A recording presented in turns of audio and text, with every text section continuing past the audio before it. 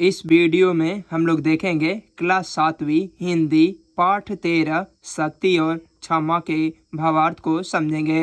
चलिए इस वीडियो को शुरू करते हैं। क्षमा, दया, तप, त्याग, मनोबल सबका लिया सहारा, पर नर व्याघ्र सुयोधन तुमसे कहो कहाँ कब हारा। इसका अर्थ में हम लोग लिखेंगे। यहाँ पे नोट में दिया गया है कि प्रस्तुत कविता में कवि ने महाभारत को संदर्भ में लिया है। यह जो कविता है यह एक महाभारत पे रचित है। चलिए भावार्थ को देखते हैं। यहाँ पांडव कहते हैं कि क्षमा, दया, तप, त्याग, मनोबल इन सब का सहायता लेने के बाद व्याघ्र सुयोधन बताओ मैं तुमसे कहाँ और कब हार गया। इसके बाद आगे वाली पंक्ति को देखते हैं। क्षमाशील हो रिपु समक्ष तुम हुए विनत जितना ही, दुष्ट कौरवों ने तुमको कायर समझा उतना ही। इसका अर्थ में हम लोग देखेंगे, जितना तुम क्षमाशील हुए उतना ही यह दुष्ट कौरवों ने तुमको कायर अर्थात डरपोक समझा। इसके बाद आगे वाली पंक्ति को देखते हैं। क्षमा शोभती उस भुजंग को जिसके पास गरल हो, उसको क्या जो दंतहीन विषहीन विनित सरल हो। इसका अर्थ में हम लोग लिखेंगे, कवि कहते हैं क्षमा उस सर्प को शोभा देता है जिसमें विष होता है, उसको नहीं देता जो दंतहीन अर्थात बिना दांत वाला, विष रहित जिसमें विष न हो। अर्थात कवि यह संदेश देना चाहता है कि जो पहले से ही दुर्बल है उसे क्षमा शोभा नहीं देता है। इसके बाद आगे वाली पंक्ति को देखेंगे हम लोग।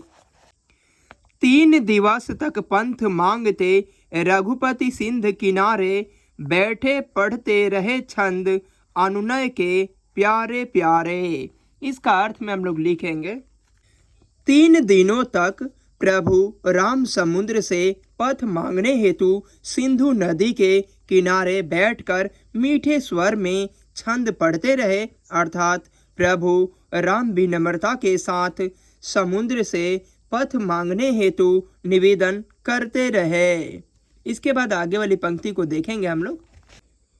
उत्तर में जब एक नाद भी उठा नहीं सागर से, उठी अधीर धधक पौरुष की आग राम के सर से। इसका अर्थ में हम लोग देखेंगे, जब राम जी के निवेदन के उत्तर में नदी ने कोई भी जवाब नहीं दिया, तब राम जी के अंदर पौरुष तत्व की अग्नि धधकने लगी।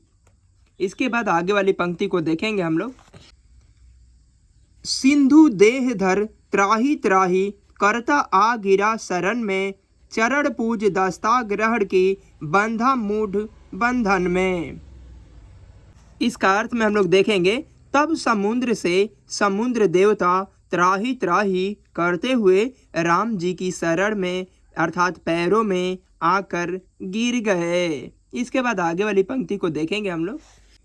सच पूछो तो सर में ही बसती है दीप्ति विनय की, संधि वचन संपूज्य उसी का जिसमें शक्ति विजय की। इसका अर्थ में हम लोग लिखेंगे, सच कहे तो ऐसी शरीर में ही विनय की दीप्ति बसती है, साथ ही उसी का सम्मान होता है जिसके पास सफल होने की शक्ति और आत्मविश्वास होता है। इसके बाद आगे वाली पंक्ति को देखेंगे हम लोग।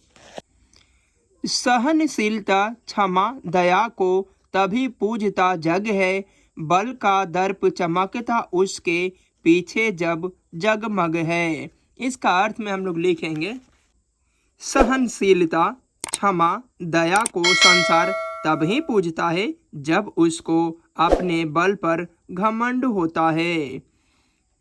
इस प्रकार हम लोगों ने इस वीडियो में पाठ 13 के शक्ति और क्षमा के भावार्थ को देख लिए हैं। मिलते हैं नेक्स्ट वीडियो में शक्ति और क्षमा के सभी प्रश्न उत्तर के साथ में।